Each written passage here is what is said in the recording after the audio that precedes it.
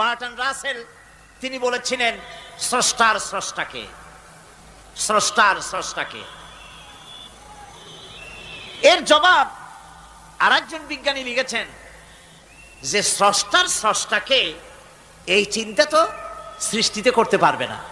স্রষ্টার কোনো স্রষ্টা নাই। পৃথিবীতে যত স্রষ্টা আছে, মাইক যে তৈরি করেছে সেও একজন স্রষ্টা, ঠিক কিনা কোন কথা বোঝেন তো আমার? মাইক যে তৈরি করেছে সেও একটা স্রষ্টা, ওই প্যান্ডেল যে তৈরি করেছে সেও একটা স্রষ্টা, চেয়ার টেবিল যে সৃষ্টি করেছে সেও একটা স্রষ্টা। কিন্তু এরা কেউ পূর্ণাঙ্গ স্রষ্টা নয়, কারণ এই মাইকটা তৈরি করার যত উপাদান, সমস্ত উপাদান আল্লাহ রাব্বুল আলামিনের তৈরি করা। কথা ঠিক কিনা? তুমি শুধু অ্যাসেম্বল করেছো, তুমি শুধু এগুলোকে এক জায়গায় করেছো। তোমার বাপেরও ক্ষমতা নেই লোহা তৈরি করা। পারবা লোহা তৈরি করতে? আরে কথা কন না কেন মিয়া সাহেব? পারবেন লোহা তৈরি করতে? পারবেন একটা বাঁশ বানাইতে? বাঁশ হোক লোহা হোক যা সব বাদ দেন, মাথার একটা চুল বানাইতে পারবেন? পাট দিয়া রং দিয়া পরচুলা বানাইতে পারবেন, কিন্তু চুলের মতো করে একটা চুল বানাইতে পারবেন না। মানুষের শরীরে রক্তের মতো করে এক ফোঁটা রক্ত মানুষের শরীরের বাইরে বানান তো দেখি। তাহলে মানুষের যখন রক্তের প্রয়োজন হয় তখন মানুষের কাছ থেকে রক্ত ধার নেওয়া লাগতো না, ফ্যাক্টরিতে রক্ত তৈরি হয়ে থাকতো, কোনো অসুবিধা হতো না। এক ফোঁটা রক্ত বানানোর শক্তি গোটা পৃথিবীর মানুষের নয়। সুপ্রিয় দর্শক, আসসালামু আলাইকুম রাহমাতুল্লাহ। আজকের আলোচনায় থাকবে এমন এক প্রেরণাময় ওয়াজ যা আমাদের হৃদয়কে নাড়া দেবে, মনকে করবে প্রশান্ত। আলোচনা করছেন প্রখ্যাত আলিমে দ্বীন, ইসলামিক চিন্তাবিদ আল্লামা দিলওয়ার হোসেন সাইদি রাহিমাহুল্লাহ। সুতরাং তোমরা স্রষ্টা হলেও তোমরা হচ্ছ নাকের স্রষ্টা। ধার করো, অন্যের জিনিস ধার করিয়া বানাও। মুকাম্মাল স্রষ্টা হচ্ছেন কে? আসল স্রষ্টা কে? এরকম বললে হবে না, গায়ের সমস্ত শক্তি দিয়া বলেন আসল স্রষ্টা কে? ওই বিজ্ঞানী বলছেন যে বার্টন রাসেল বলছে স্রষ্টার স্রষ্টাকে। স্রষ্টার স্রষ্টা তুমি খুঁজে পাবে না, তোমার মাথায় ঢুকবে না। আগে সৃষ্টি চিন্তা করো। তিনি বলেছেন একটা লবণ, একটা লবণের কণা, লবণ বলেন তো, একটা লবণের কণা, এক কণা লবণের ভেতরে যে কেলাস থাকে, এর ভিতরে যে সমস্ত উপাদান থাকে, সেই লবণের কণাগুলির মধ্যে কতগুলি উপাদান থাকে, সেই উপাদানগুলি চিন্তা করতে 1000 বার্টন রাসেলের মস্তিষ্কের প্রয়োজন। তো একটা লবণ কণার ভিতরে কি আছে সেইটাকে উদ্ধার করার জন্য যদি 1000 বার্টন রাসেলের মস্তিষ্ক লাগে, তাহলে গোটা বিশ্ব আকাশ আর জমিন যিনি সৃষ্টি করেছেন তাকে চিন্তা করা কি তোমার মগজে কুলাবে? দুনিয়ার প্রথম দিন থেকে শুরু করে কিয়ামত পর্যন্ত মানুষ, যত মানুষ এসেছে আর যত মানুষ আসবে, স্রষ্টা সম্পর্কে চিন্তা করা একটা অসম্ভব ব্যাপার। স্রষ্টার সামনে শুধু মাথাই নত করবা। তিনি কোত্থেকে এসেছেন, তিনি কে জানার দরকার নাই। তিনি আল্লাহ। তার নাম কি? মাথা নত করে দাও সামনে। তিনি আল্লাহ, সর্বশক্তিমান আল্লাহ, রব্বুল ইজ্জত ওয়াল জালাল। তিনি ছিলেন, তিনি আছেন, তিনি থাকবেন। তিনি অনন্ত, তিনি অসীম, তিনি চিন্ময়, তিনি অব্যয়, তিনি অক্ষয়, তিনি শাশ্বত, যার কোনো শুরু নাই, যার কোনো শেষ নাই। সুবহানাল্লাহ পড়ে। সুতরাং সে মহান আল্লাহ রাব্বুল আলামিন তিনি বলছেন, বান্দারা তোমারে বানানো কঠিন না ওই বিশাল আকাশটা বানানো কঠিন? অত বড় বিশাল আকাশটাই তো আমি তৈরি করেছি। তোমার মৃত্যুর পরে তোমাকে জিন্দা করা মোটেই কোনো কঠিন ব্যাপার নয়, এটা খুবই সহজ। ভাইরা আমার, আল্লাহ সুবহানাহু ওয়া তাআলা পৃথিবীর মানুষকে এসব দৃষ্টান্ত দিয়ে সুন্দর করে মানুষকে বুঝাচ্ছেন। তিনি মানুষকে পরিষ্কার করে বুঝিয়েছেন। আল্লাহ পাক বলেন, এই পৃথিবীতে এসব প্রশ্নের চূড়ান্ত জবাব দিতে গিয়ে আল্লাহ পাক বলছেন, কুল ইউহিহাল্লাযী আনশাআহা আউওয়ালা মাররা ওয়া হুয়া বিকুল্লি খালকিন আলীম। বলে দাও, তোমাদের মৃত্যুর পরে সেই আল্লাহ রাব্বুল আলামিন তোমাদেরকে জিন্দা করবেন, যিনি তোমাদেরকে প্রথমবারে তৈরি করেছিলেন। প্রথমে যিনি সমস্ত জিনিস সৃষ্টি করেছেন, ওই আল্লাহ রাব্বুল আলামিন তোমাদেরকে আবার জিন্দা করবেন। আর এসব জিনিসকে খেল তামাশার বিষয়বস্তু করে তৈরি করা হয় নাই। সমস্ত জিনিসের পেছনে বিরাট উদ্দেশ্য কাজ করেছে, একটা লক্ষ্য নিয়ে, সামনে নিয়ে, উদ্দেশ্য নিয়ে আল্লাহ তৈরি করেছেন। আল্লাহ পাক বলছেন, ওয়ামা খালাকনাস সামাওয়াতি ওয়াল আরদা ওয়ামা বাইনাহুমা লাইবিন। এই পৃথিবীতে আকাশ, ওই বিশাল আকাশ এবং জমিন এবং এর মধ্যস্থিত কোন জিনিসকে আমি খামোখা তৈরি করি নাই, খেল তামাশার বিষয়বস্তু হিসাবে তৈরি করি নাই।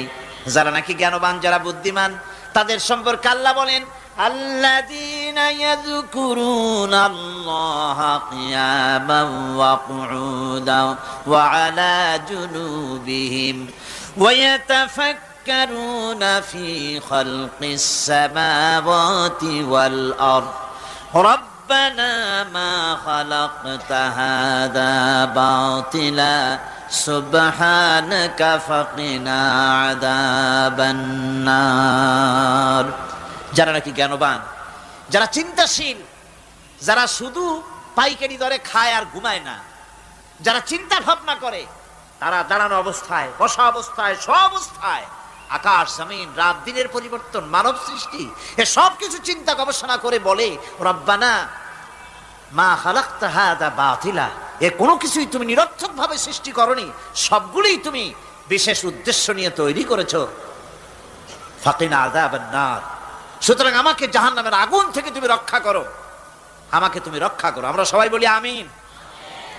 চিন্তাশীল এবং গবেষক যারা, তারা এভাবে চিন্তা ভাবনার মাধ্যমে এ সব কিছু তারা বুঝতে পারে যে এই পৃথিবী খেল তামাশার বিষয় নয়। এই পৃথিবীকে আল্লাহ পাক এমনি এমনি তৈরি করেন নাই, দুনিয়ার মানুষগুলিকেও খামোখা সৃষ্টি করেননি, এর পেছনে বিরাট উদ্দেশ্য কাজ করেছে এবং আমাদের সকলকেই আল্লাহ রাব্বুল আলামিনের কাছে হাজির হতে হবে।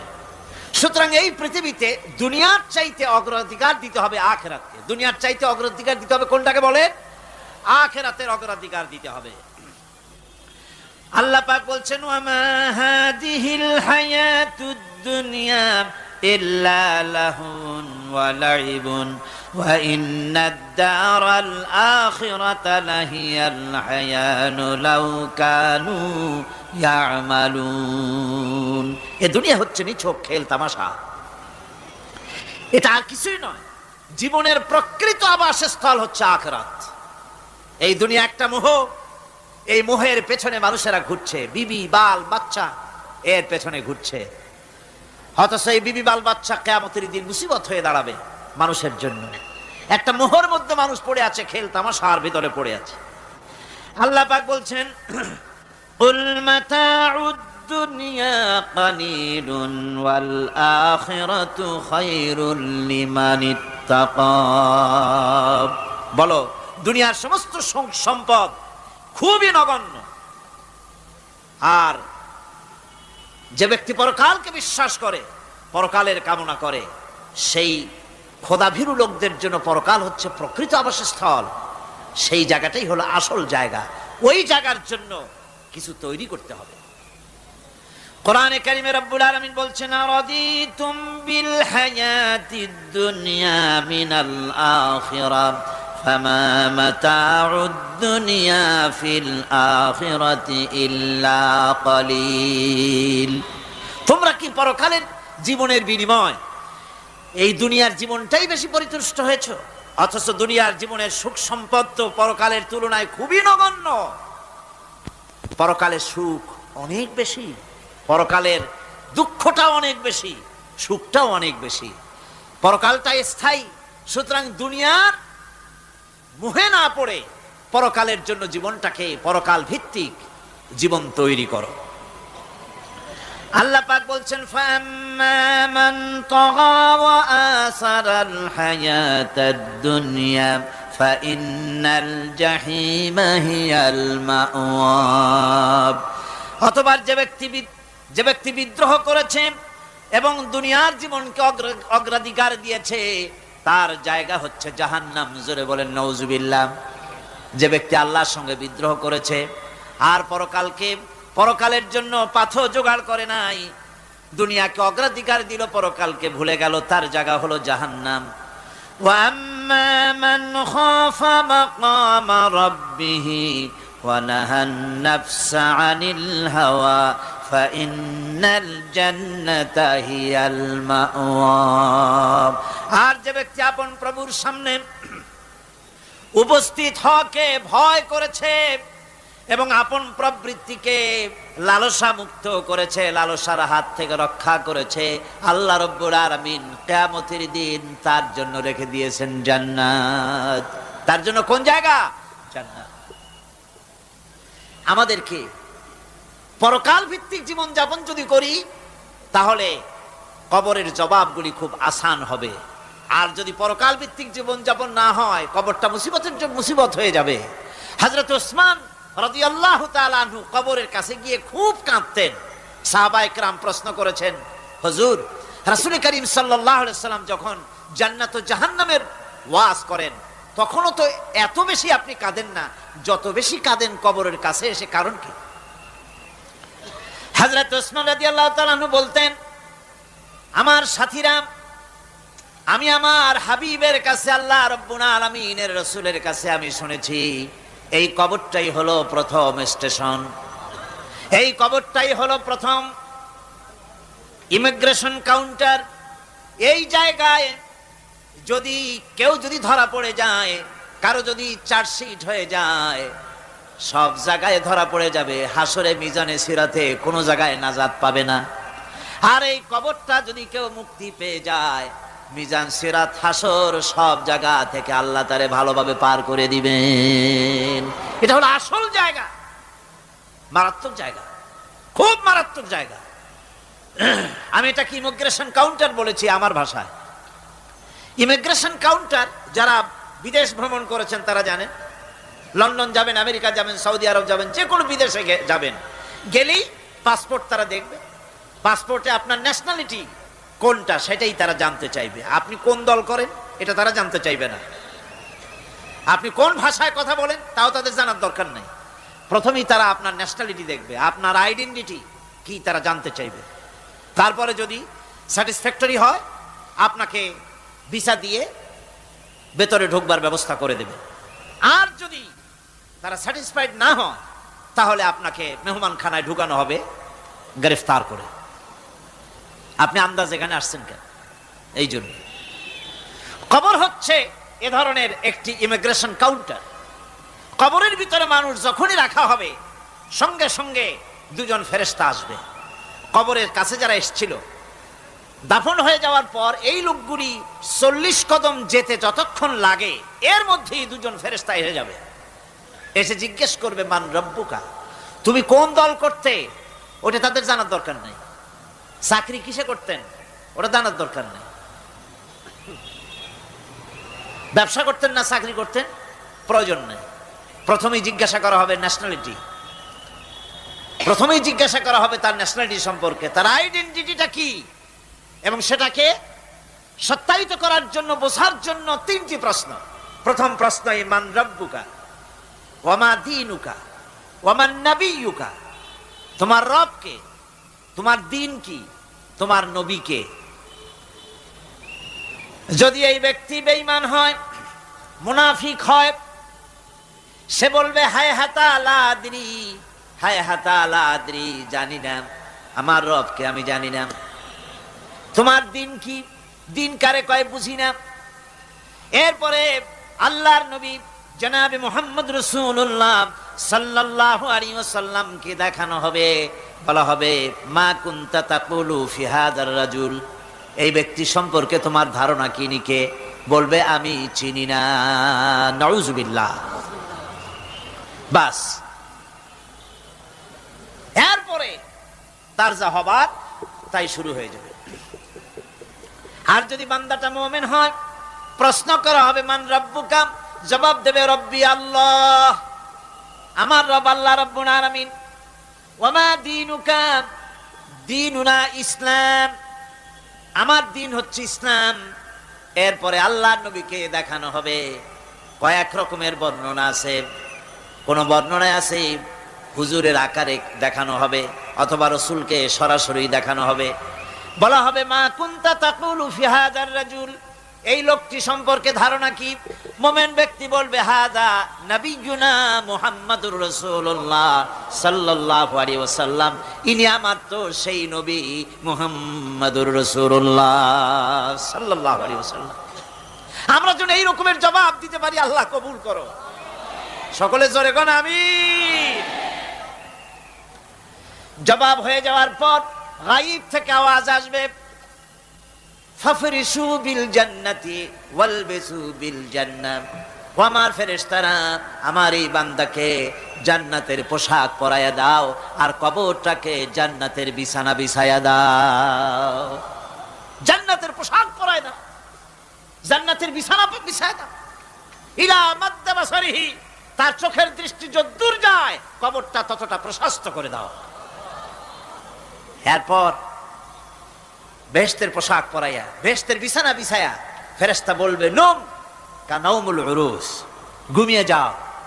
দুলামিয়া যেমন বাসর সজ্জায় নতুন বউ নিয়ে আরামে ঘুমায়, এরকম আরামে ঘুমায় যাও। ইলা ইয়াউমিল কিয়ামা, কিয়ামত পর্যন্ত ঘুমায় থাকো, আরামে ঘুমিয়ে থাকবে। এরপরে সিংগায় ফুৎকার হবে, সিংগার ফুৎকারের আওয়াজে তার ঘুম ভেঙে যাবে। বলবে ইয়া ওয়াইলানা মান বা'সানা মিন মারকাদিনা, হায় আফসোস, আমার এত আরামের ঘুম থেকে কে আমাকে জাগ্রত করলো, আমার ঘুমটারে নষ্ট করলো কে? আওয়াজ আসবে হাদা মা ওয়াদার রহমান ওয়া সাদাকাল মুরসালুন, এটা হচ্ছে রহমানের সেই ওয়াদা, আর মুরসালিনরা নবীরা সত্য কথাই বলেছিলেন, সেই কিয়ামত অনুষ্ঠিত হচ্ছে। আমার বন্ধুগণ, সেজন্য এই দুনিয়ার মোহে পড়ে থাকলে পরে দুনিয়ায় যারা অগ্রাধিকার দিবে দুনিয়াকে পরকালের তুলনায়, জবাব দিতে পারবে না কবরের ভিতরে গিয়া। আর যারা পরকালকে অগ্রাধিকার দিবে, দুনিয়ার চাইতে পরকালকে বেশি অগ্রাধিকার দেবে, আর আল্লাহর ভয় কলিজার ভিতরে রাখবে, কবরের জবাব সঠিকভাবে দিতে পারবে, কিয়ামতের দিন আল্লাহ রাব্বুল আলামিন তাদের জন্য জান্নাত দান করবেন। জোরে বলেন আমিন। দুনিয়াটা হচ্ছে দুনিয়া যেখানে আমরা আসি। আমি আগেই বলেছি দুনিয়া হচ্ছে আদনা শব্দ থেকে এর উৎপত্তি হয়েছে, তুচ্ছ নিকৃষ্ট, এটার দাম নাই, এটার মূল্য নাই। হযরত ইবনে কাইয়িম রাহিমাহুল্লাহ নওয়ারাল্লাহু মারকাদাহু ওয়া জাআলাল জান্নাতা মাসওয়াহু, হযরত ইবনে কাইয়িম তিনি বলছেন, সুন্দর করে বলছেন দুনিয়া সম্পর্কে, মা মাদা ফিদ দুনিয়া আহলামুন ওয়া মা বাকিয়া মিনহা আমানি ওয়াল ওয়াক্তু বাইনাহুমা দায়ুন। মা মাদা ফিদ দুনিয়া আহলামুন, জীবনের যে অংশ ফেলে এসেছি সেটা আজ একটা স্বপ্ন। ওয়া মা বাকিয়া মিনহা আমানি, আর জীবনের যে অংশ সামনে বাকি আছে সেটা এখন একটা আকাঙ্ক্ষা। ওয়াল ওয়াক্তু বাইনাহুমা দায়ুন, আর এর মাঝখান থেকে সময় সব চলে যাচ্ছে। কত বড় কথা চিন্তা করেছেন? জীবনের যে অংশ ফেলে এসেছি তা আজকে স্বপ্ন, তা আজ কি বলেন? স্বপ্ন। আর সামনে যা আছে সেটা আকাঙ্ক্ষা, আর মাঝখান থেকে সময় সব চলে যাচ্ছে।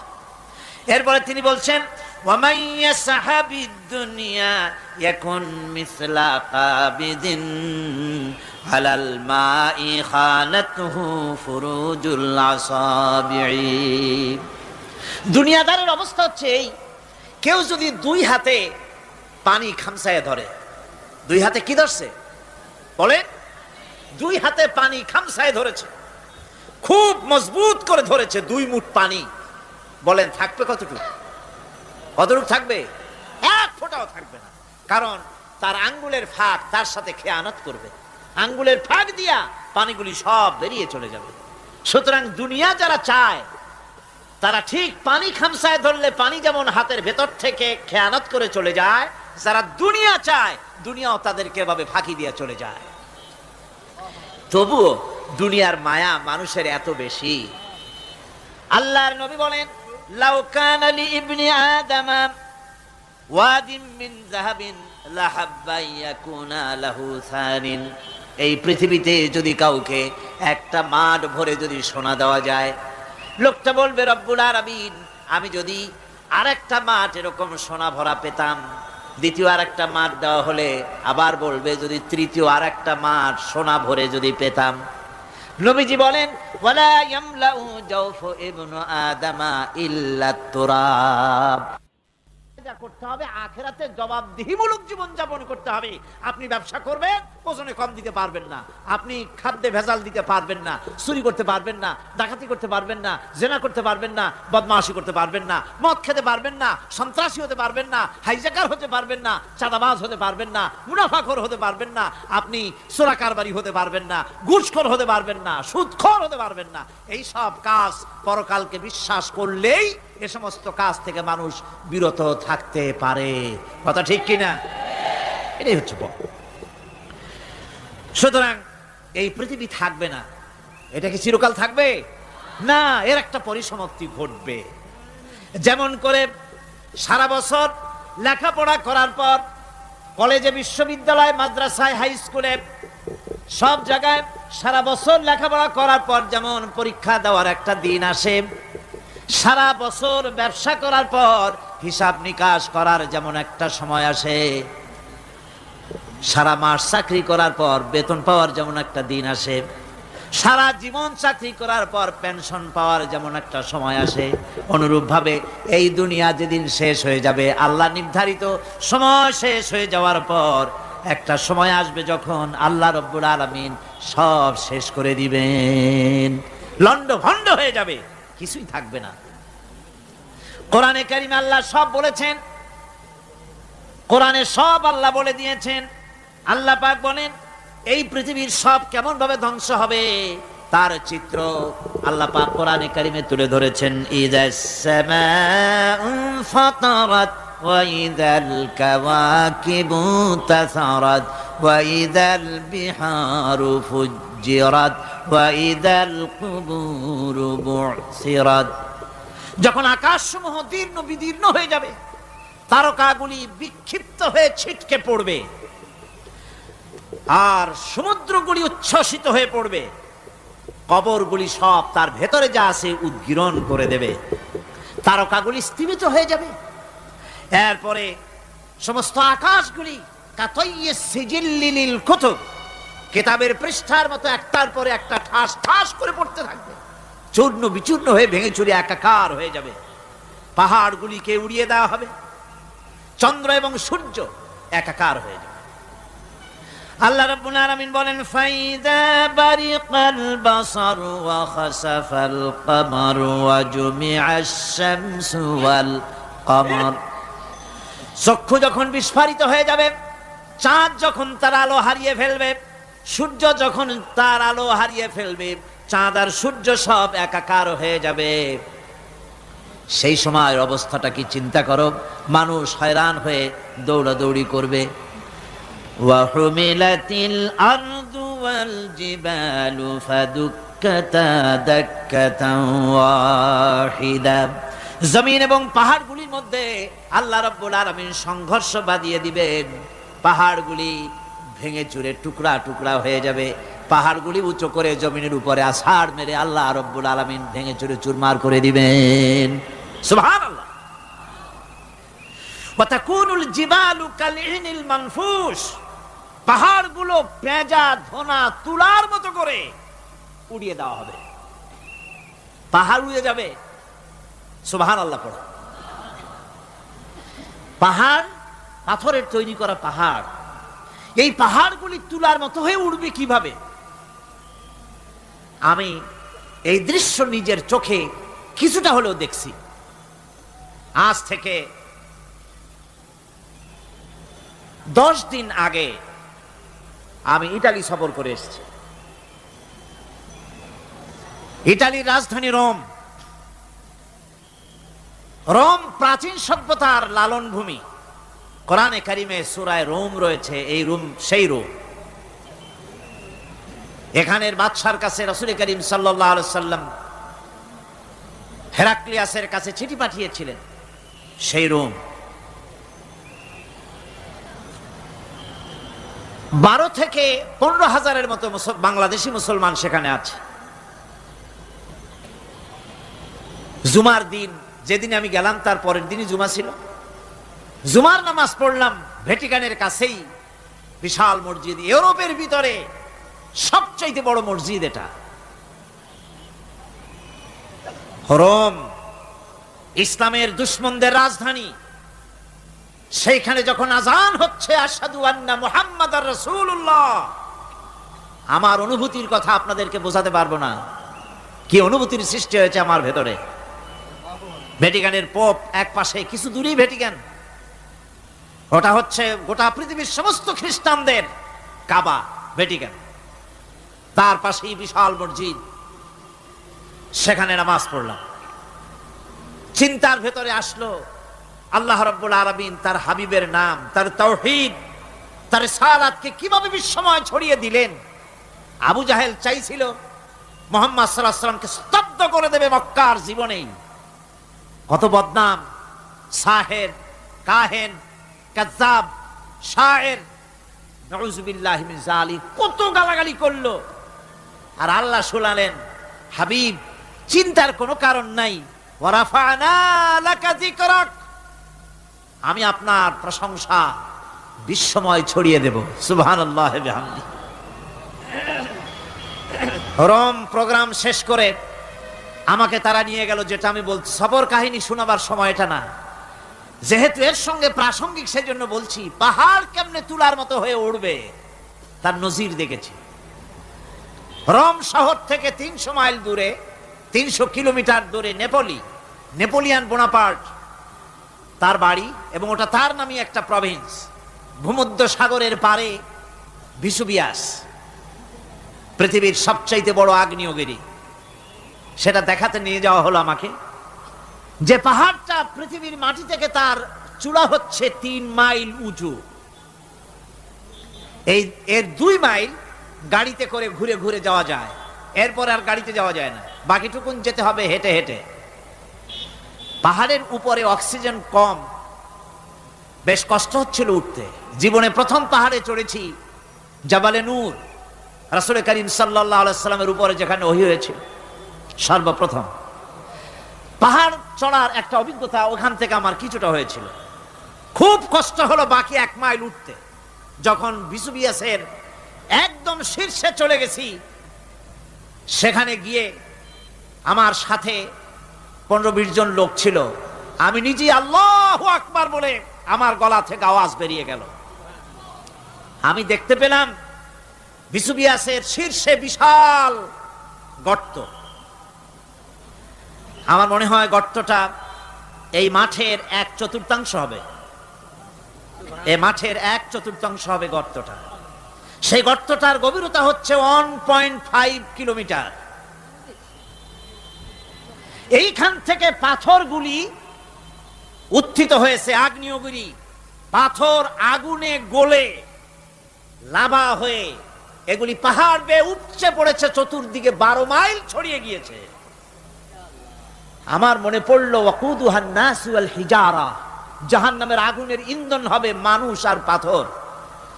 আমি সেখানে সেজদায় পড়ে গিয়া কান্নাম আর বললাম, আল্লাহ জাহান্নামের আগুন হারাম করে দিও আমাদের জন্য। পাথর কিভাবে গললো, গলে পাথরগুলি গলে পুড়ে চতুর্দিকে পড়েছে, আর ছিটকেছে, চতুর্দিকে ছিটকে পড়েছে। সেই পাথরগুলি ছিটকে ছিটকে যেগুলি পুড়ে পড়েছে, সেগুলিকে দূরে সাদা রঙের বলে মনে হয়, কোনোটা সাদা কোনোটা কালো, মনে হয় যেন তুলার মতো হয়ে পড়ে আছে চতুর্দিকে। 1944 সনে তৃতীয়বারের মতো ভিসুবিয়াস যে অগ্নিগিরি, যে অগ্নি উৎপাত করে, তাতে আশেপাশের 12 মাইল এলাকা এফেক্টেড হয়ে যায়। পাথরগুলি গলে এভাবে বিধ্বস্ত করে দিয়েছে। এখান থেকে এখানে জোহরের নামাজ, আসরের নামাজ আমরা পড়লাম, আল্লাহর কাছে খুব দোয়া করলাম। এখনো ধোঁয়া উঠতেছে, এখনো পাহাড়ের ফাটল দিয়ে ধোঁয়া উঠছে। একজন হাত দিয়ে আমাকে বলল যে খুব গরম লাগে ধোঁয়াগুলি। ওখানকার লোকেরা বলল যে ভেতরে এখনো আগুন আছে, তবে সুপ্ত, যে কোনো মুহূর্তে আবার তা জাগ্রত হতে পারে। আমরা সেখান থেকে নেমে এলাম। একটু কিছু দূর গিয়েই সেখানে হলো পম্পেই শহর। এই পম্পেই শহরটা হচ্ছে ঈসা আলাইহিস সালামের জন্মের 2000 বছর আগে এই শহর তৈরি হয়। ঈসা আলাইহিস সালামের জন্মের 179 বছর পর ভূমিকম্প হয়। সেই ভূমিকম্পে গোটা পম্পেই শহরটা পৃথিবীর মানুষের চোখের আড়াল হয়ে যায়, ধ্বংস হয়ে যায়, মাটির তলায় গরক হয়ে যায়।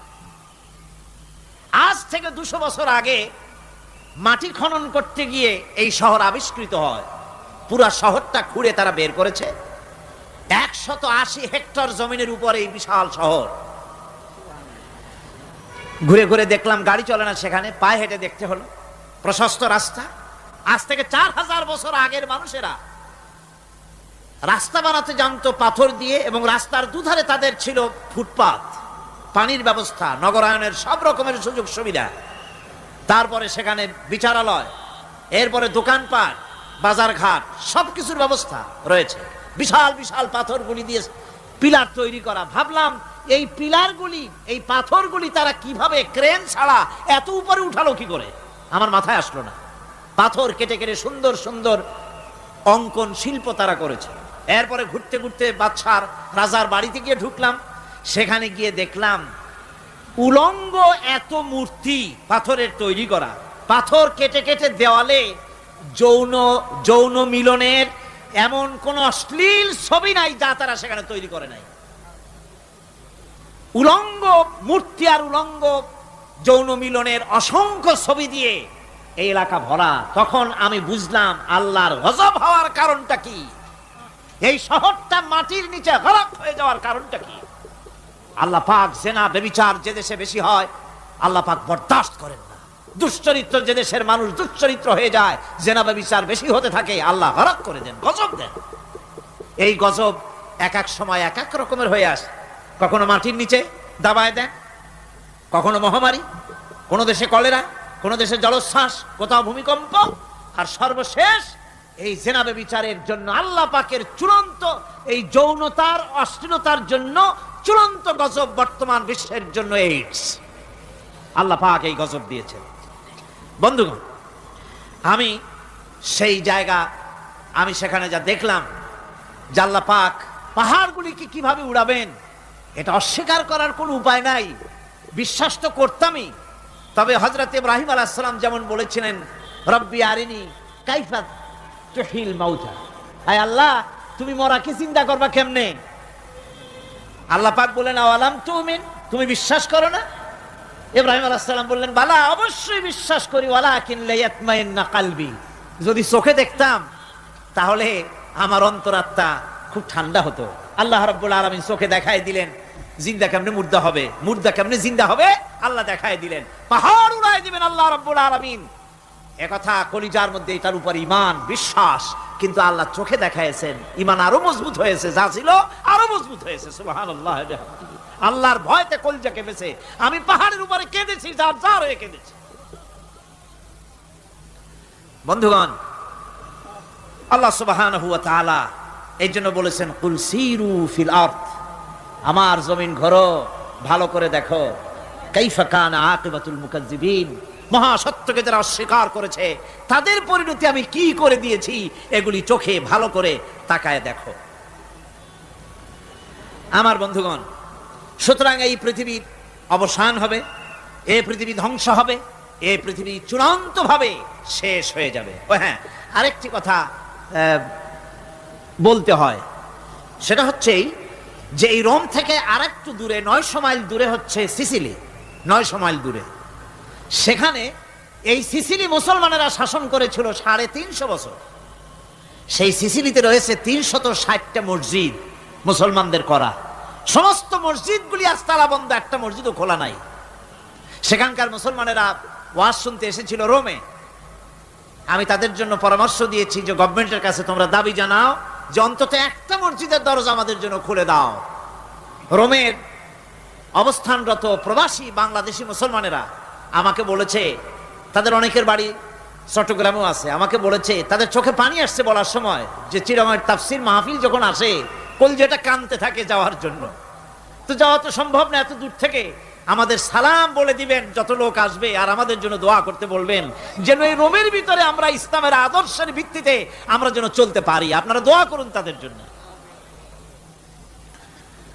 ভাইরা আমার, এই পৃথিবী একদিন পরিসমাপ্তি ঘটবে এবং আল্লাহর দরবারে আমাদেরকে উঠতে হবে এবং সেখানে আমাদের বিচার হবে। সেখানে আমাদের কি হবে? বিচার হবে। আল্লাহ পাক বিচারটাকে নির্ভুল করার জন্য, সঠিক করার জন্য প্রত্যেকের গলায় আমলনামা ঝুলায় রাখছেন, এখানে রেকর্ডের ব্যবস্থা করা হয়েছে। আল্লাহ পাক বলছেন, ওয়া কুল্লা ইনসানিন আলজামনাহু তাইরাহু ফি উনুকি ওয়া নুখরিজু লাহু ইয়াওমাল কিয়ামাতি কিতাবান ইয়ালকাহু মানশুরা। আল্লাহ পাক বলেন, প্রত্যেকের ভালো মন্দ কর্মফল, কর্মলিপি আমি তার গলায় ঝুলায় রেখেছি। কিয়ামতের দিন সে নিজের কাছে স্পষ্ট সব দেখতে পারবে, কোনো জিনিস বাদ পড়বে না। তার গলায় তার আমলনামা ঝুলানো আছে, সব রেকর্ড হতেছে। আমরা যা করছি সবগুলি রেকর্ড হয়ে যাচ্ছে। বর্তমান বিজ্ঞানীরা আবিষ্কার করেছে যে মানুষের শরীরের ভিতরে ডিএনএ আছে, রক্তের ভিতরে ডিএনএ, এটা একটা কোড। মানুষের রক্তের ভিতরে ডিএনএ আছে। যেমন তার ব্রেনের ভিতরে কতগুলি কোষ আছে, এক একটা কোষ এক এক ধরনের কাজ করে, অনুরূপ ভাবে তার শরীরের ভিতরে রক্তের ভিতরে ডিএনএ আছে। এই ডিএনএটা কি? এই ডিএনএটা হচ্ছে, এই ডিএনএ একটা কম্পিউটারের মতো কাজ করতেছে। লোকটা কি করবে, কোথায় যাবে, সে ভালো হবে মন্দ হবে কি হবে, সব তার ডিএনএর মধ্যে রেকর্ডকৃত আছে। এটা বোঝার জন্য একটা সুন্দর দৃষ্টান্ত দেওয়া যায়। যেমন এই কাগজটাকে আপনারা মনে করুন একটা গাড়ির একটা ব্লুপ্রিন্ট, একটা গাড়ির ব্লুপ্রিন্ট। এখানে লেখা আছে গাড়ি কিভাবে তৈরি হবে। এই কাগজটা নিয়ে ঘরের মধ্যে রেখে দিলেন। এখন এই কাগজটা থেকেই অটোমেটিক গাড়ির উইন্ডো তৈরি হলো, শিল তৈরি হলো, গাড়ির বডি তৈরি হলো, চেসিস তৈরি হলো, টায়ার তৈরি হলো, ইঞ্জিন তৈরি হলো, ব্যাটারি তৈরি হলো, পেট্রোল নিল, আর কোনো রকমের ড্রাইভার ছাড়াই গাড়ি চলতে আরম্ভ করলো। এই কথাটা যদি মনের মাথার মধ্যে আনতে পারেন যে এটা কিভাবে হইতে পারে, এতে লেখা অনুযায়ী যেভাবে হওয়া যদি সম্ভব হয়, অনুরূপ ভাবে মানুষের রক্তের ভিতরে ডিএনএ এর আবিষ্কার করেছে। এর ভিতরে মানুষের ভালো মন্দ, কোথায় যাবে কি করবে, সবকিছু এর মধ্যে রয়েছে। কোরআনে কারিমে আল্লাহ রাব্বুল আলামিন, আমি গত বছরও বলছিলাম যে বিজ্ঞানের আবিষ্কার যত বাড়বে কোরআন বোঝা মানুষের জন্য তত সহজ হবে। কোন সুবহানাল্লাহ। কোরআন বোঝা মানুষের জন্য তত সহজ হবে। সুতরাং মানুষের গলার সাথে আল্লাহ পাক বলছেন যে একটা আমলনামা আমি ঝুলাই দিয়েছি তার গলার সাথে, সে যা করতেছে ওখানে সব লিপিবদ্ধ হচ্ছে, কম্পিউটারাইজড, কম্পিউটারের মতো এগুলি সব গ্রহণ করতেছে। এগুলি কিয়ামতের দিন তার সামনে হাজির করা হবে। কিয়ামতে যখন আমলনামা তার সামনে দিয়ে বলা হবে, ইকরা কিতাবাকা কাফা বিনাফসিকাল ইয়াওমা আলাইকা হাসিবা, তাকে বলা হবে নিজের কর্মলিপি নিজেই পড়ো, আজ তুমি তোমার নিজের হিসাব নিতে যথেষ্ট। বন্ধুগণ, এই মাহফিলে যত লোক আমরা বসে আছি, আমরা আমাদের হিসাব নিতে যথেষ্ট না আরেকজন লাগবে? কোন আমরা যথেষ্ট কি না? কথা বোঝেন নাই। আমি বলতে চেয়েছি এটা, আমরা যদি এখন চোখ বুঝে চিন্তা করি যে পিছনের জীবনে কি করেছি, মনে পড়বে নাকি পড়বে না? বলেন সবাই, পড়বে কি পড়বে না? ছোটবেলায় কবে পায়ের নিচে কাটা ফুটেছিল, কবে কোথায় আছাড় খেয়েছিলেন, কবে কার বেল তাল আম কাঁচা আম চুরি করে খেতে গিয়ে কিল খেয়েছিলেন, তাড়া খেয়েছিলেন, তাকে এখন মনে নাই? আছে। তাহলে কিল, ওই তাল বেল চুরি করতে গিয়ে যে কিলটা খাইছিলেন সেটাও মনে আছে, ভালো মন্দ সব মনে আছে। তাহলে কোন হোটেলের রুমে কি করছিলেন, কোন স্কুলে কোন কলেজে কি করছিলেন, তারপরে জীবনে ছোট বড় ঘটনাগুলি চোখ বুঝতে মনে পড়বে না? এবার হিসাব করেন, মনে যদি পড়ে এবার হিসাব করেন আপনি জান্নাতি না জাহান্নামে। আপনি আপনার নিজের হিসাব নেওয়ার জন্য যথেষ্ট। তাকে হিসাব করতে বলা হবে, তোমার হিসাব, তোমার নিজের হিসাব নেওয়ার জন্য তুমি যথেষ্ট, তোমার হিসাব তুমি নিজেই করো, এটা পড়ো। আর সেই কিয়ামতের দিন কোনো সাহায্যকারী মিলবে না। লান তানফাকুম আরহামুকুম ওয়ালা আওলাদুকুম ইয়াউমাল কিয়ামাহ। লান তানফাকুম, কিয়ামতের দিন কোনো ফায়দা হবে না, অবশ্যই কোনো ফায়দা হবে না, কোনো উপকারে আসবে না। কিয়ামতের দিন তোমার সন্তান, তোমার স্ত্রী, তোমার মাল, তোমার সম্পদ কোনো উপকারে আসবে না কিয়ামতের ময়দানে। সেদিন সব তোমার সাথে বিচ্ছা করবে, সব পালায় যাবে। সেখানে উৎকোষেরও কোনো কারবার নাই যে ঘুষ টুস দিয়া, ফেরেশতাদের কোনো রকম বুঝবাজ দিয়া, আলাদা কোনো চোরাগলি পথ দিয়া একেবারে ফুট করে ভেসতে চলে যাবেন, এমন কোনো সুযোগ নাই। অনেকে বলে হুজুর এমন কিছু দোয়া শিখায় দেন যাতে ওই সব জেহাদ বোমা এগুলি খুব ভয় পাই, ওসব রাস্তা টাস্তা না, খুব সহজে কিছু দোয়া দুরূদ কইরা আস্তে করে জান্নাতে চলে যাওয়া যায়, এরকম একটা দোয়া, এরকম একটা পথ বলে দেন। আমি বলি ভাই এরকমের কোন চোরাগলি আমার রাসূল আবিষ্কার করতে পারেন নাই, আল্লাহর পয়গম্বরের ওই ধরনের কোন পথ আবিষ্কার করতে পারেন নাই। সেখানে কিয়ামতের দিন কাউকে উৎকোষ গ্রহণ করার কেউ নাই, উৎকোষ দেওয়া যাবে না। আর উৎকোষ দিবি না বা কি, আপনার কাছে কিছু নাইও, থাকলেও নেওয়ার কেউ নাই। এই দুনিয়ায় ফাঁকিবাজি করে বহুত কিছু করা যায়, কিন্তু কিয়ামতের মাঠে এগুলি কিছুই চলবে না। আল-ইয়াওমা লা ইয়ানফা'ু মালুন ওয়ালা বানুন, কিয়ামতের দিন ধন সন্তান সন্ততি আর সম্পদ কোনো কাজে লাগবে না। সেদিন শুধু আমল, আমল যদি ভালো হয় কাজে লাগবে, আমল খারাপ হবে সব শেষ হয়ে যাবে। আল্লাহ রাব্বুল আলামিন নবীজিকে ডেকে বলেছেন, নবী আপনি বলেন, কুল মা কুনতু বিদআম মিনার রাসূল, আপনি বলুন আমি কোন নতুন রাসূল নই, আমার আগে অনেক নবী রাসূল পৃথিবীতে এসেছেন, তারা বিদায় হয়ে গেছেন। আমি জানি না কিয়ামতের দিন আল্লাহ রাব্বুল আলামিন আমার সাথে কি ব্যবহার করবেন, আর আমি এও জানি না যে কিয়ামতের দিন আল্লাহ পাক তোমাদের সাথে কি ব্যবহার করবেন। এই আয়াত নাজিল হওয়ার পর আল্লাহর হাবিব তার মেয়েকে ডাকলেন, জামাইকে ডাকলেন, নাতিদেরকে ডাকলেন, আহলে বাইতদেরকে ডাকলেন, আর বললেন ও আমার মেয়ে কলিজার টুকরা ফাতেমা গো শোনো, কেবলমাত্র আয়াত নাজিল হয়ে গেল, আল্লাহ পাক আমাকে শোনায়ছেন কিয়ামতের দিন আমি জানি না আমার সঙ্গে কি ব্যবহার করা হবে, আর এও জানি না যে তোমাদের সাথে কি ব্যবহার করা হবে। ও আমার কলিজার টুকরা মেয়ে ফাতেমা, কিয়ামতের দিন মুহাম্মদ সাল্লাল্লাহু আলাইহি সাল্লামের মেয়ে এই হিসাবে তোমার নাজাতের ফয়সালা হবে না। ও আমার কলিজার টুকরা নাতি হাসান আর হোসেন, কিয়ামতের দিন মুহাম্মদ সাল্লাল্লাহু আলাইহি সাল্লামের নাতি হিসাবে ফয়সালা হবে না। ও আমার জামাই হযরতে আলী, কিয়ামতের দিন আমার জামাই হিসাবে নাজাতের ফয়সালা হবে না। আমল যদি ভালো হয় ফয়সালা ভালো হবে, জান্নাতে চলে যাবে। আমল যদি খারাপ হয় কার নাতি কার জামাই দেখা হবে না। সুবহানাল্লাহ, কঠিন কিয়ামতের মাঠ। এই পরকালের বিশ্বাস যদি কলজার মধ্যে ঢোকে মানুষ ভালো হয়ে যাবে। কোন সুবহানাল্লাহ। আপনারা কোন মানুষের চরিত্র ভালো কি পুলিশে বানাইতে পারবে? আপনাদের দৃষ্টিতে পারবে? কথার জবাব যে দিলেন না, পুলিশে কি মানুষের চরিত্র ভালো বানাইতে পারবে? পুলিশের চরিত্র ভালো বানাবে কেডা? সেটাই তো কথা। মানুষের চরিত্র যাতে ভালো থাকে, মানুষের জন্য খারাপ কাম না করে সেজন্য পুলিশ, পুলিশ যাতে খারাপ কাম না করে সেজন্য আরো একটা ডিপার্টমেন্ট আছে না, তারা যাতে খারাপ কাজ না করে সেজন্য আর একটা আছে।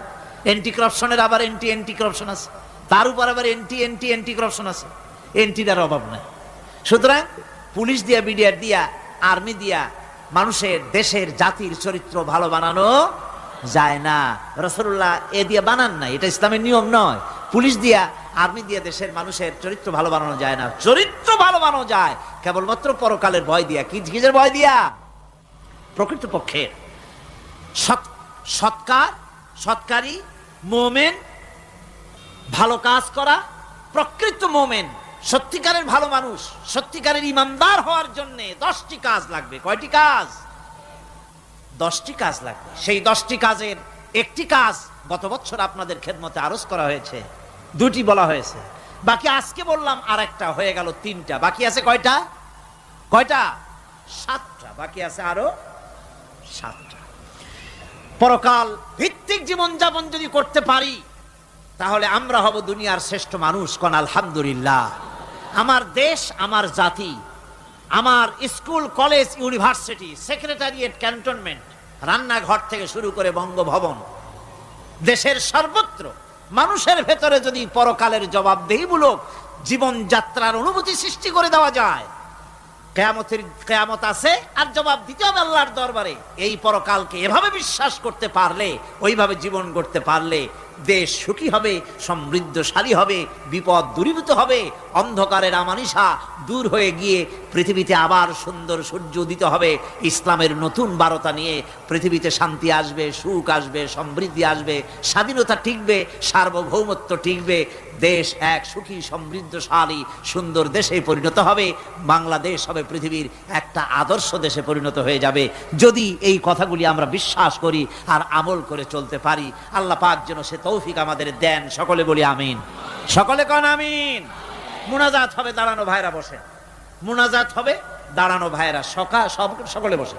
ওই যে রাস্তায় যারা দাঁড়িয়ে আছেন, পাশে যারা আছেন, সব বসুন, এক মুহূর্তে বসুন। মুনাজাত দোয়া।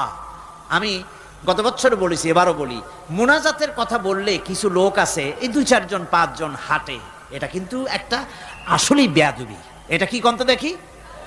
যেহেতু মুনাজাত করা হচ্ছে কার কাছে? দোয়া করা হচ্ছে কার কাছে? কখনোই সাহস করবেন না যে দোয়া করার কথা বললে আপনি হাঁটবেন। কেন? দুঃখটা কিসের? মুনাজাত করিয়া উজু লাগে, উজু করে আসবেন, নামাজ পড়বেন জামাতে। অবশ্যই আলোচনাগুলি খুবই গুরুত্বপূর্ণ। আগামীকাল, পরের দিন এর একটা যদি মিস করেন, গ্রেট মিস্টেক হবে। এটা বড় রকমের আপনি একটা লস করবেন। কাজী কোনোটা যেন আপনি না হারান। আল্লাহ পাক আমাদেরকে যেন বলার, শোনার, আমল করার তৌফিক দেন। কোন আমিন। তাড়াতাড়ি করবেন, হাত চালায়। বালাগাল উলা বিকামালিহি কাশাফাত দুজা বিজামালিহি হাসনাত জামিউ খাসালিহি সাল্লু আলাইহি ওয়া আলিহি। মুনাজাতের পর আজান হবে বা জামাত এশার নামাজ পড়ে যাবেন। অবশ্যই জামাত পরিত্যাগ করবেন না, জামাতে নামাজ পড়ে যাবেন। এটা একটি জীবনের জন্য বড় রকমের অ্যাচিভমেন্ট হবে। নামাজ পড়ি, তারপরে বিদায় হবে। আল্লাহুম্মা আমিন। রব্বানা যালামনা আনফুসানা ওয়া ইন লাম তাগফির লানা ওয়া তারহামনা লানাকুনান্না মিনাল খাসিরিন। ربنا لا تزغ قلوبنا بعد إذ هديتنا وهب لنا من لدنك رحمة إنك أنت الوهاب। আয় আল্লাহ তাআলা, হাজার হাজার মুসলমান নরনারী দীর্ঘক্ষণ ধরে তোমার কোরআনে কারিমের আলোচনা শুনেছি, দরুদ ও সালাম পড়েছি, জিকির আজগার করেছি। মেহেরবানি করে সওয়াবটুকুন জনাবে মুহাম্মদুর রাসূলুল্লাহ সাল্লাল্লাহু আলাইহি ওয়াসাল্লামের রূহ মুবারকে পৌঁছায় দাও। আল্লাহ তাআলা, তামাম পৃথিবীর মাটির নিচে যত মুমিন মুমিনাত শুয়ে আছেন তাদের আলোয়ার পরে সওয়াব পৌঁছায় দাও। রব্বুল আলামিন, আমাদের মধ্য থেকে মা বাপ যাদের দুনিয়া থেকে বিদায় হয়ে গেছে, কবরগুলিকে জান্নাতের টুকরা বানায়া দাও। রব্বির হামহুমা কামা রব্বায়ানি সগীরা। সকলে পড়েন, রব্বির হামহুমা কামা রব্বায়ানি সগীরা। আয় আল্লাহ তাআলা, আমাদের পীর মুর্শিদ, আমাদের উস্তাদ, আমাদের ভাই বোন, আত্মীয় স্বজন যার যা মারা গেছে সকলকে ক্ষমা করে দাও। গোটা পৃথিবীতে আজকে যত মুসলমান বেঁচে আছেন সমস্ত মুসলমানদের গুনাহ খাতা মাফ করে দাও। সমস্ত মুসলমানদেরকে এক বানায় দাও, নেক বানায় দাও। মুসলমানদের জিন্দেগির গুনাহ খাতা মাফ করে দাও। হায় আল্লাহ তাআলা, আমরা সারা জীবন গুনাহ করেছি, গুনাহ করে জীবনটারে নষ্ট করে ফেলেছি। মাবুদ গো, দয়া করে জীবনের সব গুনাহগুলি আজ তুমি ক্ষমা করে দাও। আয় আল্লাহ তাআলা, কোরআনে কারীমের মাহফিলকে আমরা থাকবো না, আমরা তো চলে যাব, বিদায় হব। আয় আল্লাহ, এই মাহফিল যেন শেষ না হয়, কিয়ামত পর্যন্ত প্রতি বছর মাহফিল হতে পারে কোরআনের। এ যাত্রা যেন ভঙ্গ না হয়ে যায়। আয় আল্লাহ তাআলা, এই পবিত্র অনুষ্ঠান যেন শেষ না হয়ে যায়, প্রতি বছর হতে পারে। তুমি মেহেরবানি করে এই সিলসিলা জারি রেখে দিও। কোরআনে কারীমের আজমত, কোরআনের বরকত দিয়ে আল্লাহ তুমি আমাদেরকে মালামাল করে দাও। তোমার শেষ হেদায়েতের, সর্বশেষ হেদায়েতের কিতাবকে আমরা যেন আমাদের জীবনের হেদায়েতের উৎস হিসেবে গ্রহণ করতে পারি, আমল করতে পারি, তৌফিক আমাদের দিয়া দাও। রব্বানা তাকাব্বাল মিন্না ইন্নাকা আনতাস সামিউল আলিম ওয়া তুব আলাইনা ইন্নাকা আনতাত তাওয়াবুর রহিম সুবহানা রাব্বিকা রাব্বিল ইজ্জাতি আম্মা ইয়াসিফুন ওয়া সালামুন আলাল মুরসালিন আলহামদুলিল্লাহি রাব্বিল আলামিন ওয়াজআল আখিরা কালিমাতিনা ইনদাল মাউত লা ইলাহা ইল্লাল্লাহু মুহাম্মাদুর রাসূলুল্লাহ। রব্বুল আলামিন তার বান্দাকে এত ভালোবাসেন, একজন সাহাবী কতগুলি পাখির বাচ্চা নিয়ে রাসূলের কাছে হাজির হয়েছেন। আল্লাহর নবী বলেন, এই পাখির বাচ্চাগুলি আনলা কেন?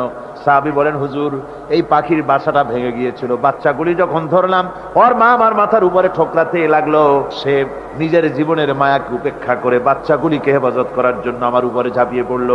আমি নিয়ে এসেছি এখানে, এই দেখুন ঘরের মধ্যে ঢুকেছে, এখানেও এই পাখিটা এসেছে। আমি রাসূলকে দেখাতে এলাম প্রাণী জগতে মায়ের সন্তানের প্রতি কত মায়া, সেটা দেখাতে এলাম। আল্লাহর নবী বলেন, ও সাহাবী, প্রাণী জগতে সন্তানের প্রতি মায়ের কতটুকু মহব্বত তুমি তাই আমাকে দেখাতে এসেছো। শোনো, এই প্রাণী জগতে সন্তানের প্রতি মায়ের যত মহব্বত, তার চাইতে লক্ষ কোটি গুণে বেশি মহব্বত বান্দার প্রতি আল্লাহ রব্বুল আলামিনের। মহব্বতকে, করুণাকে, রহমতকে, ভালোবাসাকে 100 ভাগ করা হয়েছে।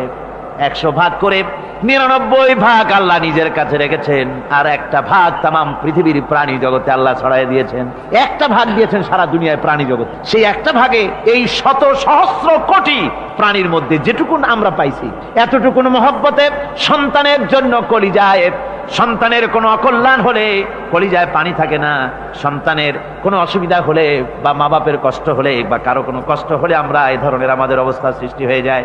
এক ভাগ তামাম পৃথিবীর সমস্ত প্রাণী জগতে ছড়ায় দেওয়ার পর আমাদের অবস্থা যদি এই হয়, তাহলে 99 ভাগ রহমত যার কাছে, বান্দার প্রতি তার মহব্বত কতখানি।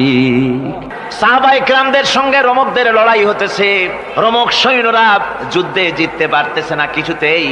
এরপরে তারা গোয়েন্দা বিভাগের লোক পাঠায় দিল, এদের সঙ্গে জিততে পারি না কেন, একটু খুঁজে দেখে আসো রাত্রে এরা করেটা কি। গোয়েন্দা বিভাগের লোক সারা রাত ঘুরে ঘুরে তারপরে এসে রিপোর্ট করলো। এরপরে এসে তাদের প্রধানের কাছে রিপোর্ট করলো, আমরা যার কাছে গিয়েছিলাম দেখে এলাম, হুম হুম বিল্লাইলি রাহবানুন ওয়া বিন্নাহারি ফুরসানুন, আমরা দেখে এলাম যাদেরকে দিনের বেলায় প্রচন্ড শক্তিশালী বীর যোদ্ধা রূপে যাকে যুদ্ধ করতে দেখেছি ময়দানে, রাতের বেলায় দেখলাম গিয়া একেবারে নিতান্ত ফকিরের মতো, কেউ তো সেজদায় পড়ে কাঁদতেছে, কেউ আবার তেলাওয়াত করতেছে, চোখ দিয়া পানি পড়তেছে, আবার কেউ নামাজ পড়তেছে, আবার কেউ হাত তুলে রেখেছে তাদের প্রভুর দরবারে, চোখের পানিতে তাদের চোখ বুক ভেসে যেতেছে। সারাটা রাত তেলাওয়াত আর সেজদা আর নামাজের মধ্যে তারা এভাবে কাটিয়ে দিয়েছে। সেনাপতি এই রিপোর্ট শোনার পরে বললেন, ও গোয়েন্দা বিভাগের লোকেরা, আমার রোমক সৈন্যরা শোনো, যে জাতির নৈতিক মান এত উচ্চে, ওই জাতির সঙ্গে যুদ্ধ করা মানে আমাদের আত্মহত্যা করার শামিল। এদের সাথে কিছুতেই আমাদের পক্ষে পারা সম্ভব না। হ্যাঁ, এদের সাথে পারা যাবে যদি এই সম্পর্ক নষ্ট করে দেওয়া যায়। আল্লাহর সাথে তাদের এই গভীর সম্পর্ক যেটা আছে, এই সম্পর্ক নষ্ট করে দিতে হবে, তাহলেই কেবলমাত্র সম্ভব হবে। এদের নৈতিক চরিত্র ধ্বংস করার জন্য প্রচেষ্টা চালাও, তাহলে হয়তো আমরা কামিয়াব হতে পারবো। আমার বন্ধুগণ, এই জন্য গভীর রাত্রে যারা ইমানদার ব্যক্তি, তাদের জন্য গভীর রাত্রে জাগার একটা ব্যবস্থা আল্লাহ পাক বলেছেন। ইমানদার ব্যক্তিদের জন্য এটা হলো 2 নম্বরের বৈশিষ্ট্য। ওয়াল্লাযীনা ইয়াকুলুনা রাব্বানা সরিফ আন্না আযাব জাহান্নাম ইন্না আযাবাহা কানা গরামা। রহমানের বান্দার, খাঁটি বান্দার 3 নম্বরের বৈশিষ্ট্য হচ্ছে এই, তারা আল্লাহ রব্বুল আলামিনের দরবারে হাত তুলে ফরিয়াদ জানায়, আল্লাহর কাছে মোনাজাত করে, আল্লাহ রব্বুল আলামিনকে বলে, আয় আল্লাহ, হে আমার প্রভু, আয় আমার রব, জাহান্নামের আগুন থেকে দয়া করে আমারে বাঁচাও। জোরে বলেন আমিন, জোরে বলেন আমিন। জাহান্নামের বর্ণনা আমরা এই মাহফিলে করেছি, করি নাই? মনে আছে? দারুণ কঠিন জায়গা, অত্যন্ত কঠিন জায়গা, মারাত্মক জায়গা জাহান্নাম। ওই জাহান্নামের জন্য আল্লাহর কাছে কাঁদতে হবে, মাপ চাইতে হবে জাহান্নাম থেকে। মুমিন ব্যক্তির 3 নম্বরের বৈশিষ্ট্যই তাই, সে বলবে, রব্বানা সরিফ আন্না আযাবা জাহান্নাম ইন্না আযাবাহা কানা গরাম। তোমার জাহান্নামের শাস্তি থেকে তোমার কাছে মাপ চাই। আল্লাহ পাক বলেন এই জাহান্নামের শাস্তি বড়ই প্রাণান্তকার হবে। ইন্নাহা সাআত মুস্তাকাররান ওয়া মুকামা। জাহান্নাম হচ্ছে অবস্থানের জন্য অত্যন্ত নিকৃষ্ট, খুবই খারাপ জায়গা এই জাহান্নাম। কিন্তু মুসলমানদের অবস্থাটা ভিন্ন। মুসলমানেরা নেক আমল করে, ইবাদত বন্দি করে, তা সত্ত্বেও তার কলিজা কাঁপতে থাকে। সুবহানাল্লাহ, তার কলিজা কাঁপতে থাকে যে আমি যে ইবাদত করছি এই ইবাদত আল্লাহর দরবারে মঞ্জুর হচ্ছে কিনা। এই জন্য তার মন কাঁদতে থাকে। সে আমলের উপর নির্ভর করে থাকে না, সে আল্লাহর দয়ার উপরে নির্ভর করে। কিসের উপরে নির্ভর করে? আল্লাহর দয়া, আল্লাহর রহমতের উপরে নির্ভর করে। আর সে আল্লাহর কাছে কাঁদতে থাকে, রব্বুল আলামিন তুমি দয়া করে মেহেরবানি করে আমার হিসাব নিও না। আমার এই হিসাব করে যদি বেহেশতে দাও তাহলে তো বেহেশতে যাইতে পারবো না। কিয়ামতের দিন আল্লাহ রাব্বুল আলামিন কোন মানুষকে যদি হিসাবের জন্য ধরে ফেলেন তাহলে ওই বান্দার আর জাহান্নাম ছাড়া কোনো পথ নাই। এই জন্য আল্লাহ শিখাই দিয়েছেন, বান্দা দোয়া কর, ওয়া আদখিলনাল জান্নাতা বিগাইরি হিসাব। আয় আল্লাহ, বিনা হিসাবে তোমার জান্নাত আমাকে দান করো। আবার হুজুর দোয়া করেছেন, আল্লাহুম্মা হাসিবনি হিসাবান ইয়াসীরা। আয় আল্লাহ, তুমি আমার সহজ হিসাব নাও। পড়েন, আল্লাহুম্মা হাসিবনি হিসাবান ইয়াসীরা। হিসাবে ইয়াসীর, সহজ হিসাব। আয় আল্লাহ, তুমি আমার সহজ হিসাব নাও। এই হাদিসের ব্যাখ্যায় এসেছে সহজ হিসাব কি? ব্যাখ্যায় এসেছে সহজ হিসাবটা হচ্ছে আল্লাহ রাব্বুল আলামিন কিয়ামতের ময়দানে তার কোন বান্দাকে যদি রহমত করতে চান, কোন বান্দার প্রতি যদি দয়া করতে চান, কাউকে যদি ক্ষমা করতে চান, তাহলে আল্লাহ রাব্বুল আলামিন তাকে একটা পর্দার আড়ালে ডেকে নেবেন। একটি পর্দার আড়ালে রেখে নিয়ে আল্লাহ পাক জিজ্ঞেস করবেন, বান্দা তুই কি এই গুনাহগুলি করেছিলি নাকি? এই সব গুনাহ করেছিস নাকি? আল্লাহ জিজ্ঞেস করবেন বান্দাকে, অবস্থাটা কেমন হবে চিন্তা করেন। বান্দা এইগুলি করেছিস নাকি? বান্দা ভয়তে থরথর করে কাঁপতে থাকবে, কলিজা ভয়তে কাঁপতে থাকবে, অস্থির হয়ে যাবে। সে স্বীকার করবে, রব্বুল আলামিন তুমি যা বলেছো আমি সব অন্যায় আমার দ্বারা হয়েছে, আমি বুঝতে পারি নাই, আমাকে মাফ করে দাও। রব্বুল আলামিন বান্দাকে বলবেন, যা বান্দা, আমি তোকে মাফ করে দিলাম, আমার জান্নাতে চলে যা। সুবহানাল্লাহ বিহামদিহি, সুবহানাল্লাহ বিহামদিহি। সুতরাং জাহান্নামের শাস্তি থেকে সব সময়ের জন্য আল্লাহর কাছে মাফ চাইতে হবে। ওয়াল্লাযীনা ইযা আনফাকু লাম ইউসরিফু ওয়া লাম ইয়াকতুরু ওয়া কানা বাইনা যালিকা কাওয়ামা। রহমানের প্রকৃত খাঁটি বান্দা তারা, যারা নাকি যখন খরচ করে খরচের সময় বেহুদা খরচ করে না, আবার খরচের ভিতরে কার্পণ্যতাও তারা করে না। ওয়া কানা বাইনা যালিকা কাওয়ামা, এই দুইয়ের মাঝে তারা ভারসাম্য রক্ষা করে, মধ্যমনীতি অবলম্বন করে চলে। তার মানে হলো পয়সা আছে বলি এই পয়সা দিয়ে তারা মদ খায় না, জুয়া খেলে না, মিনা বাজার ইত্যাদি শয়তানি বদমাশি সিনেমা হল ইত্যাদি বানায়া পাপের বোঝা বাড়ায় না। তারা অতিরিক্ত কোনো খরচ করে না, আবার অর্থ পূজারী ব্যক্তির মতো কার্পণ্যতাও তারা করে না। দুইয়ের মাঝে তারা ভারসাম্য রক্ষা করে। এক শ্রেণীর লোক আছে মাল শুধু জমায়, খরচ টরচ করে না। কোরআন শরীফে বলা হয়েছে, আল্লাযী জামা মালান ওয়া আদ্দাদা। মাল জমা করে আর গুনতে থাকে, মাঝে মধ্যে আবার টেলিফোন করে, হ্যালো সোনালী ব্যাংকের ম্যানেজার সাহেব নাকি? বলে হ্যাঁ, দেখুন তো আমার আমলনামাটায় কত আছে। এখন হিসাব টিসাব করে আর তাড়াতাড়ি, এখন তো আর আমলনামা দেখতে সময় লাগে না, তাড়াতাড়ি দেখা যায়। আগে যেমন ব্যাংকে গিয়ে জানতে কেউ চাইতো যে আমার ডেবিট কত, ক্রেডিট কত, ব্যালেন্স কত ইত্যাদি জানতে চাইলে তাকে একেবারে সেই লেজার খোলা লাগে, বিরাট বিরাট বই, বড় বড় কিতাব যা গরুর গাড়ি দিয়ে টানা লাগে, এত বিশাল বিশাল বই ছিল। এখন সেগুলি সংক্ষিপ্ত হয়ে একেবারে কম্পিউটারের মধ্যে ঢুকানো হয়েছে। কম্পিউটারের ভেতরে রয়েছে একটা ছোট্ট যন্ত্র যার নাম হলো মাইক্রোচিপস, একেবারে এতটুকু ছোট্ট মাইক্রোচিপ। এই মাইক্রোচিপসের ভেতরে হাজার হাজার ক্লায়েন্টসদের ডেবিট ক্রেডিট, তাদের ট্রানজেকশন, তাদের ব্যালেন্স সব কিছু রয়ে গেছে। আপনি যখনই জিজ্ঞেস করবেন সে বাটন একটা দাবালো আর সাথে সাথে স্ক্রিনে এসে গেল আপনার নাম কি, বাপের নাম কি, দাদার নাম কি, কত টাকা জমা করছিলেন, কোন কোন তারিখ উঠাইছেন, আছে কত, নিছেন কত, 14 গোষ্ঠীর ইতিহাস একটা চাপে চলে আসে। তো আমি মানুষকে এভাবে বলি যে এই বুদ্ধিটা যিনি দিলেন, লোকেরা বলে তো কয় যে কিয়ামতের দিন আল্লাহ নাকি আমলনামা দিবে মানুষের সামনে হাজির করিয়া, ইমানদারের সামনের থেকে ডান হাতে, বেঈমানের পিছন থেকে কোন হাতে, বাঁ হাতে। এখন ওই আমলনামা সারা জীবনে যত কথা বলছি, যত কাজ করছি সব তাতে লেখা থাকবে। তাহলে সেটা তো একটা বিশাল একটা বই হবে, তো আমরা হাতে করে ধরবই বা কেমনে, আর ওটা হবেই বা কেমনে, আর ওটা পড়বই বা কেমনে। এখন তো বুঝতে সহজ হয়েছে কেমনে পড়বেন। মানুষের মাথায় যদি এই বুদ্ধি আসে, একটা ছোট্ট মাইক্রোচিপসের ভেতরে যদি হাজার হাজার ক্লায়েন্টসদের কোটি কোটি শত শত সহস্র কোটি একটা মাইক্রোচিপসের ভিতরে ঢুকানো যায়, তাহলে এই বুদ্ধি যিনি দিলেন তিনি বুঝি এর চাইতেও ছোট্ট বইয়ের মধ্যে আপনার আমলনামা উঠিয়ে দিতে পারবেন নাকি? যারা বলেন পারবে কিনা?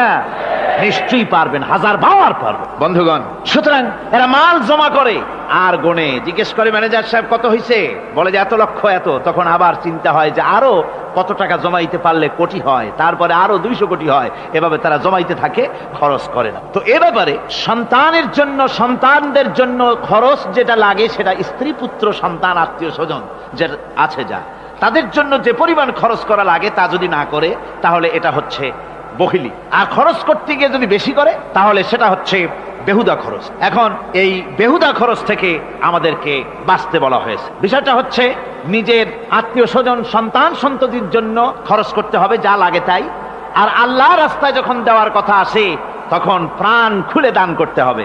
দেখেন লোকেরা যখন আল্লাহ রাস্তায় দান করতে বলা হয় পকেটের মধ্যে হাত দিয়ে তারপর আঙ্গুল অনেক সময় কষাকষি করে। একজনে জিজ্ঞেস করলাম, মিয়া পয়সা দিবাতে এত পকেটে হাত রাখিয়া বাইরি করো না মোটে? কয় যে ঘষে দেখতেছি শিখি না 10 পাই। তাহলে এইভাবে আল্লাহর রাস্তায় দেওয়ার সময় এই যে কার্পণ্যতা, এই কার্পণ্যতা মানুষকে তাকে শেষ করে দেয়, তার ঈমানকে নষ্ট করে দেয়। আর পয়সা আছে বলে বেশি খরচ করতে হবে, যেমন বিবাহে লোকেরা খরচ করে আমাদের দেশে, কোরবানি করতে গিয়ে খরচ করে।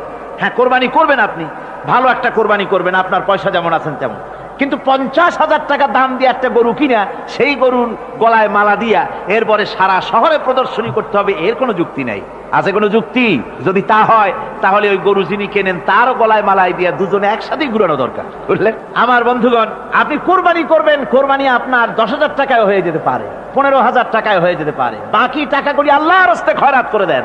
কত গরিব আত্মীয় আছে তাদের দিয়ে দেন। 50,000 টাকা দিয়ে বিরাট বাজারের সেরা গরু খরিদ করে কোরবানি দিচ্ছেন, অর্থটা কি? মানুষকে দেখাচ্ছেন আল্লাহর দরবারের গোশত যাবে না, চামড়া যাবে না, রক্ত যাবে না, যাবে আপনার নিয়ত। কি যাবে? নিয়ত। সুতরাং আল্লাহর রাস্তায় যখন খরচ করবেন সেই খরচ করার ব্যাপারে তখনও নিয়তটা দেখতে হবে। হালাল পথে খরচ করতে গেলেও নিয়তটা দেখতে হবে, এবং তখনও বেহুদা খরচ করা যাবে না। বিবাহে যেভাবে খরচ আজকাল করে মানুষেরা, হুজুর সাল্লাল্লাহু আলাইহি ওয়াসাল্লাম বলেছেন যে বিবাহে যত খরচ কম সেই বিবাহ তত বরকতপূর্ণ। আর আমরা মনে করি বিবাহে যত বেশি খরচ বাড়ানো যায় ততই এটা বেশি শানদার হবে, উল্টা চিন্তা করি। আল্লাহ রাব্বুল আলামিনের পরে বলছেন, والذين لا يدعون مع الله إلها آخر ولا يقتلون النفس التي حرم الله إلا بالحق ولا يزنون ومن يفعل ذلك يلقى أثاما। আর রহমানের খাঁটি বান্দা যারা, তাদের 5 নম্বরের বৈশিষ্ট্য হচ্ছে এই যে তারা আল্লাহর সাথে, আল্লাহকে বাদ দিয়ে অন্য কাউকে ইলাহা বলে, মাবুদ বলে ডাকে না। এ ব্যাপারেও ব্যাখ্যা আমরা এই মাহফিলে দিয়েছি, মনে আছেন আপনাদের?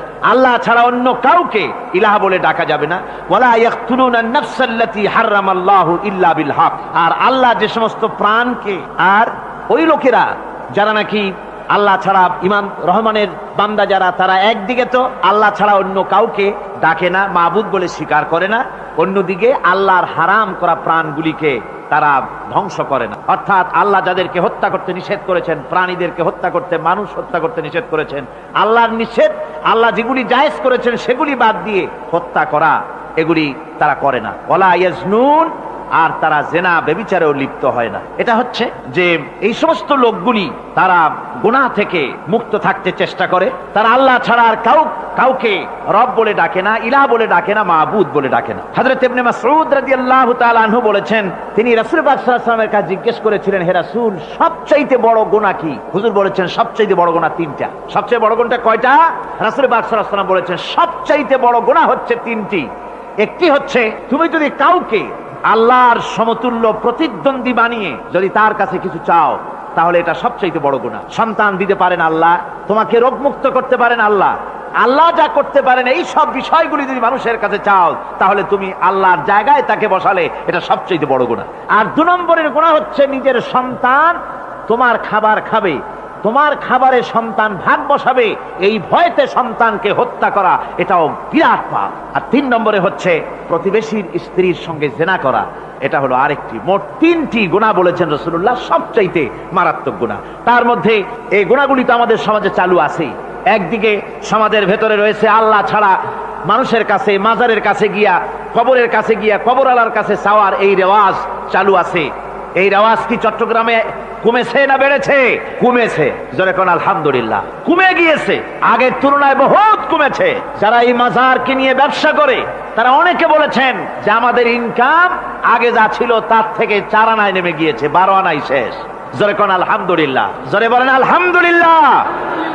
এই মাজার পূজা থেকে বাঁচতে হবে। 2 নম্বরে রয়েছে সমাজের ভিতরে চালু আছে এই যে সন্তান হত্যা করা, এই হত্যা করার এক রেওয়াজ চালু আছে। এরপরে রয়েছে এমনি মানুষকে হত্যা করা। কলেজ ইউনিভার্সিটিতে যেভাবে মানুষ হত্যা করা হচ্ছে, এরা জানে না নিজের আদর্শকে প্রতিষ্ঠার জন্য আন্দাজ এবং অনুমানের উপরে ভিত্তি করে জেদ করে মানুষকে হত্যা করছে। কি বলেন, করে না?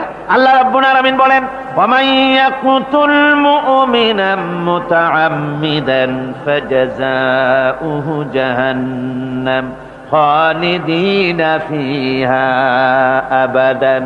আল্লাহ রাব্বুল আলামিন বলেন, মুমিন বান্দা কি কেউ যদি ইচ্ছে করে কাউকে হত্যা করে তাহলে তার জায়গা হবে জাহান্নাম, তার আর কোনো শাস্তি নাই, একমাত্র জাহান্নামই হবে তার শাস্তি, চিরকাল জাহান্নামের ভিতরে থাকতে হবে। জোরে বলেন নাউজুবিল্লাহ।